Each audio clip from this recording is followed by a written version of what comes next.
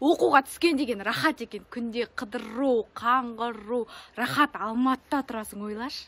Мама, сендерді сағынып кеттім. Мына жақта лекция дейма, в общем, сабақ қиын. Сумкамда жыртылып қалды, мама, тігіп беретін ешкім жоқ. Сол квартира жоқ, далада қаңғып жүрміз. Мам, бір бар болса 5-10 сом бере тұрасыздар ма, жібересіз ба маған? Кеше айттым ғой сендерге, кепси дегенге бармай қояқ деп, бүкіл ақшамды құрттыңдар әне. Жүріңдер енді, ролтын жейміз. Квартирама қанша дейді? 150 мың айына.